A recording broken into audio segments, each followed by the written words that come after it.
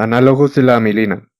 La pramlintina, un análogo sintético de la amilina, es un fármaco hipoglucemiante inyectable que modula la glucemia postprandial y se encuentra autorizado para el consumo en la diabetes tipo 1 y tipo 2.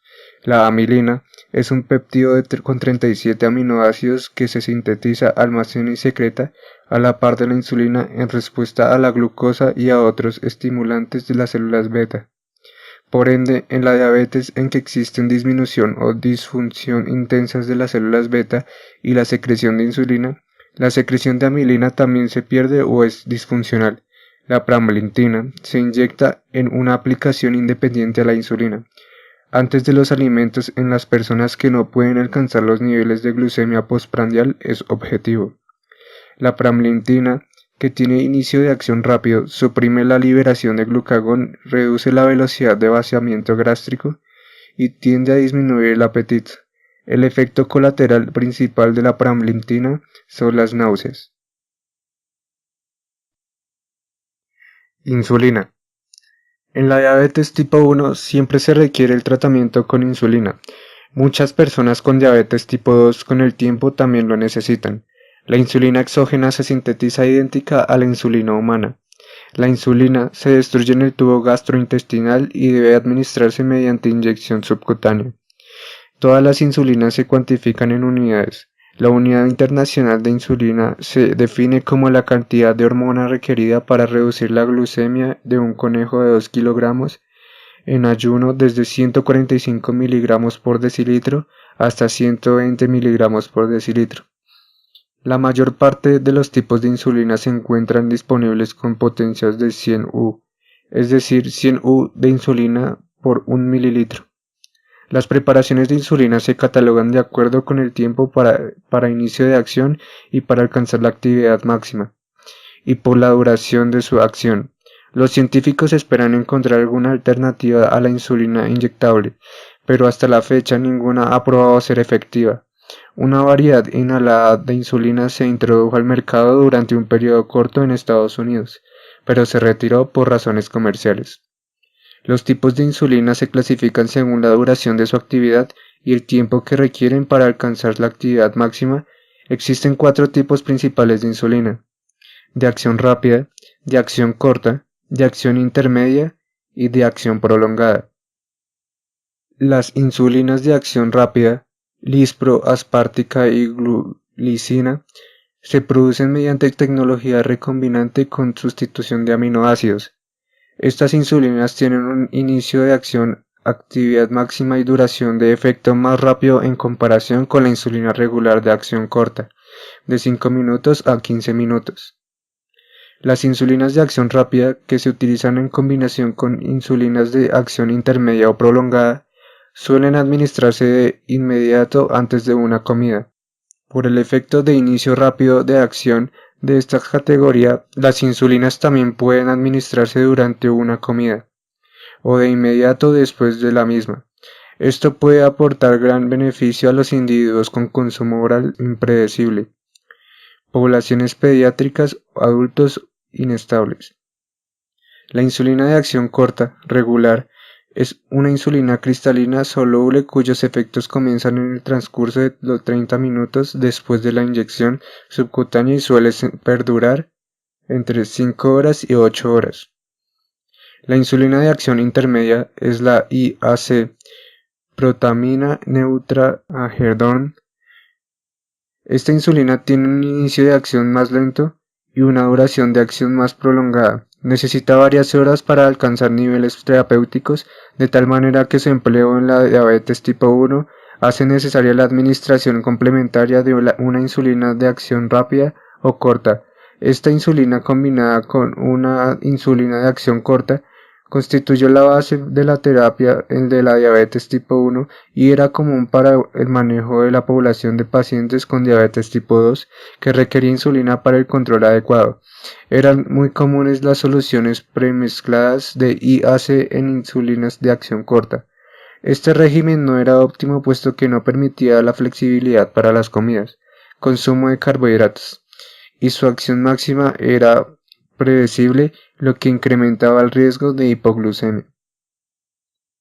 Las insulinas de acción prolongada, glargina y determir, tienen un periodo de absorción más prolongado que la insulina IAC e inducen una concentración relativamente constante a lo largo de 12 horas a 24 horas. Todas las variedades de insulina tienen el potencial de inducir hipoglucemia o reacción insulínica. Como efecto colateral, la ventaja de una insulina sin pico máximo es la provisión de una cobertura de base en la diabetes tipo 1 y de ser apropiado en la diabetes tipo 2. Complicaciones agudas de la diabetes. Las tres complicaciones agudas principales de la diabetes son la cetoacidosis diabética, el estado hiperosmolar hiperglucémico, EHH, y la hipoglucemia. Todas son condiciones que ponen en riesgo la vida y demandan un reconocimiento y tratamiento inmediatos. Estas complicaciones generan un número significativo de hospitalizaciones y el consumo de recursos para la atención de la salud. Cetoacidosis diabética. La cetoacidosis diabética, CD, se identifica la más de las veces en personas con diabetes tipo 1, en quienes la carencia de insulina conduce a la movilización de ácidos grasos a partir del tejido adiposo como consecuencia de la falta de supresión de la actividad de la lipasa de los adipocitos, que degrada los triglicéridos para obtener ácidos grasos y glicerol. El aumento de las concentraciones de ácidos grasos conduce a la síntesis de cetonas en el hígado. Puede ocurrir al inicio de la enfermedad o con frecuencia antes de que se diagnostique. El estrés incrementa la liberación de hormonas gluconeogénicas y predispone al individuo al desarrollo de cetoacidosis. La CD con frecuencia va precedida de un estrés físico o emocional como la infección, el embarazo o la ansiedad extrema. Evidencia reciente sugiere que la hiperglucemia se relaciona con un estado de inflamación intensa. En la práctica clínica, la cetoacidosis también se desarrolla por la omisión o el consumo inadecuado de insulina. Un ejemplo de esto es el adolescente con diabetes tipo 1 que decide dejar de aplicarse la insulina. Etiología y patogénesis. Las tres anomalías metabólicas principales de la CD son la hiperglucemia, la cetosis y la acidosis metabólica. El diagnóstico definitivo de la CD depende de la detección de hiperglucemia, concentraciones de glucosa en sangre mayores a 250 mg por decilitro o 13,8 milimoles por litro. Concentraciones bajas de bicarbonato en suero, menores a 15 miliequivalentes litro o 15 milimoles litro. Y disminución del pH, disminución de 7,3. Con cetonemia, cetonas positivas con dilución 1 a 2 y cetonuria moderada. La hiperglucemia genera diuresis osmótica, deshidratación o una pérdida crítica de electrolitos. La hiperosmolaridad de los líquidos extracelulares por la hiperglucemia determina un desplazamiento de agua y del potasio desde el compartimiento intracelular hasta el extracelular. La concentración extracelular del sodio con frecuencia es baja o normal, no obstante las pérdidas intestinales de agua como consecuencia del desplazamiento del líquido intracelular al extracelular. Este efecto de dilución se conoce como pseudohiponatremia. Las concentraciones séricas de potasio pueden ser normales o altas, a pesar de que existe disminución del potasio corporal total por la poliuria y el vómito prolongados. La acidosis metabólica se debe al exceso de cetoácidos que hace necesario el amortiguamiento con iones bicarbonato. Esto conduce a la disminución marcada de las concentraciones séricas de bicarbonato. La gravedad de la CD se determina a partir de la infesidad de la acidosis metabólica. Manifestaciones clínicas. Es común que a la CD le precedan un día o más de poliuria o polidipsia, náuseas, vómito y fatiga marcada con estupor que con el tiempo puede evolucionar al coma. Pueden presentarse dolor e hipersensibilidad a la palpación abdominal sin que exista patología local. El aliento tiene un olor a frutas que es causado por el efecto de la presencia de cetoácidos volátiles. Pueden existir hipotensión y taquicardia por una disminución del volumen sanguíneo. En la CD se presentan distintos signos y síntomas relacionados con los mecanismos compensatorios. La frecuencia cardíaca se incrementa al tiempo que el organismo compensa la pérdida del volumen sanguíneo, y la frecuencia y la profundidad de la respiración aumentan, es decir, la respiración de Kussmaul, puesto que el organismo trata de impedir disminuciones adicionales del pH. Tratamiento. Las metas del tratamiento de la sede son mejorar el volumen circulatorio y la perfusión tisular, reducir la glucemia, corregir la acidosis y resolver los desequilibrios electrolíticos. Estos objetivos suelen alcanzarse con administración de insulina y de soluciones intravenosas para la restitución de líquidos y electrolitos. Debido a que la resistencia de la insulina acompaña a la acidosis intensa, se utiliza el tratamiento con insulina en dosis bajas. Suele administrarse por vía intravenosa una dosis de carga inicial de insulina regular, seguida por una infusión continua en dosis bajas. Se recurre a pruebas de laboratorio frecuentes para monitorear la glucemia y las concentraciones séricas de electrolitos, así como para orientar la restitución de líquidos y electrolitos. Es importante restituir los líquidos y los electrolitos y corregir el pH al mismo tiempo que se lleva la concentración de la glucosa en sangre hasta un nivel normal. Una caída demasiado rápida de la glucemia pudiera inducir hipoglucemia. Un cambio súbito de la osmolaridad del líquido extracelular también es posible cuando las concentraciones de glucosa en la sangre se reducen con demasiada rapidez, y esto puede generar edema cerebral, que es más frecuente en niños que en adultos. Las concentraciones séricas de potasio suelen caer al tiempo que se corrige la acidosis y el ion se desplaza del medio extracelular al compartimento intracelular. Así pudiera ser necesario agregar potasio a la infusión intravenosa. La identificación y el tratamiento de la causa subyacente como la infección también son importantes. Las complicaciones más comunes por un tratamiento extremo de la CD son la hipoglucemia y la hipopotasemia. El empleo creciente de formatos de indicaciones que se basan en la evidencia ha respaldado al manejo más seguro de la CD en los servicios para atención aguda. Estado hiperosmolar hiperglucémico. El EHH se caracteriza por hiperglucemia, glucosa en sangre mayor a 600 mg por decilitro o 33,3 milimoles por litro. La hiperosmolaridad, osmolaridad plasmática mayor a 320 miliosmoles sobre litro, y deshidratación, ausencia de la cetoacidosis y depresión del sensorio.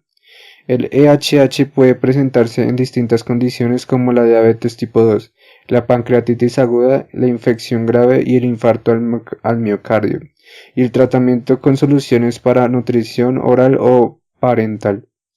Se identifica las más de las veces en individuos con diabetes tipo 2. Etiología y patogénesis. Una insuficiencia parcial o relativa de insulina puede desencadenar al síndrome, al limitar la utilización de la glucosa al tiempo que se genera hiperglucagonemia y aumenta la liberación hepática de glucosa. Cuando existe glucosuria masiva se presenta una pérdida de agua obligada. La deshidratación suele ser más grave que la CD. Al tiempo que se contrae el volumen plasmático, se desarrolla la insuficiencia renal, y la limitación resultante de las pérdidas renales de glucosa conduce al desarrollo de niveles de glucemia crecientes e intensificación del estado hiperosmolar. En los estados hiperosmolares, el incremento de la osmolaridad en el suero tiene como efecto la atracción de agua a partir de los cuerpos celulares, lo que incluye a las células cerebrales. La condición puede complicarse por accidentes tromboembolíticos que se genera como consecuencia de la osmolaridad sérica alta. Manifestaciones clínicas y tratamiento. Las manifestaciones más prominentes son debilidad, deshidratación, poliuria, signos y síntomas neurológicos y sed excesiva. Pueden presentarse signos neurológicos que incluyen hemiparesia, convulsiones y coma. El EHH puede desarrollarse a lo largo de varios días o semanas, pero la aparición de síntomas neurológicos, en particular en adultos mayores, puede confundirse con un accidente cerebrovascular. Para un tratamiento exitoso del EHH se requiere la regulación de la deshidratación, la hiperglucemia, el desequilibrio electrolítico y la vigilancia frecuente del paciente.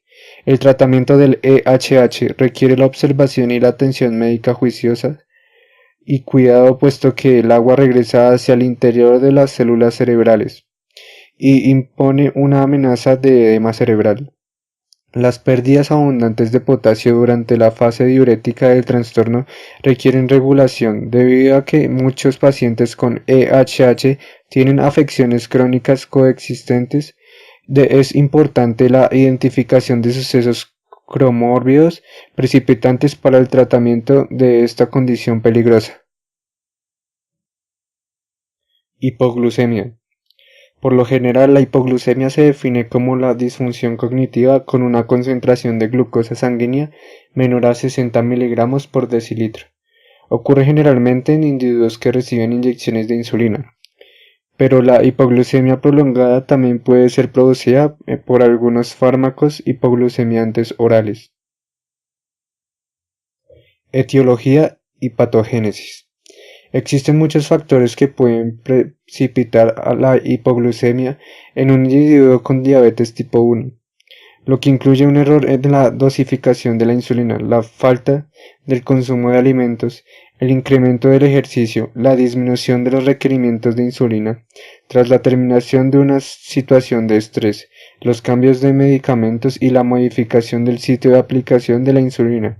El alcohol disminuye la gluconeogénesis hepática y las personas con diabetes necesitan ser alertadas en torno al potencial que tiene de inducir hipoglucemia, en particular si se consume en grandes volúmenes o con el estómago vacío.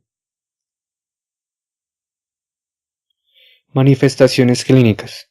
La hipoglucemia suele tener inicio rápido y progresión sintomática. Los signos y los síntomas de la hipoglucemia pueden dividirse en dos categorías: aquellos que derivan de la alteración de la función cerebral y los vinculados con la activación del sistema nervioso autónomo. Toda vez que el cerebro depende de la glucosa sanguínea como fuente principal de energía, la hipoglucemia determina conductas relacionadas con las anomalías de la función cerebral. Pueden presentarse cefalia, dificultad para la resolución de problemas, disturbios o alteración de la conducta, coma o convulsiones. Al inicio del cuadro de hipoglucemia, la activación del sistema nervioso parasimpático induce con frecuencia hambre. A la respuesta parasimpática inicial le sigue la activación del sistema nervioso simpático. Esto induce ansiedad, taquicardia, sudoración y constricción de los vasos cutáneos, es decir, la piel se vuelve fría y húmeda. Los signos y los síntomas de la hipoglucemia son muy variables y no todas las personas los manifiestan, todos o incluso la mayoría. Los signos y los síntomas son en especial variables en niños y en adultos mayores. Los adultos mayores pudieran no mostrar respuestas autonómicas típicas relacionadas con la hipoglucemia, y con frecuencia desarrollan signos de anomalías de la función del sistema nervioso central, lo que incluye confusión. Algunas personas desarrollan falta de conciencia en torno a la hipoglucemia.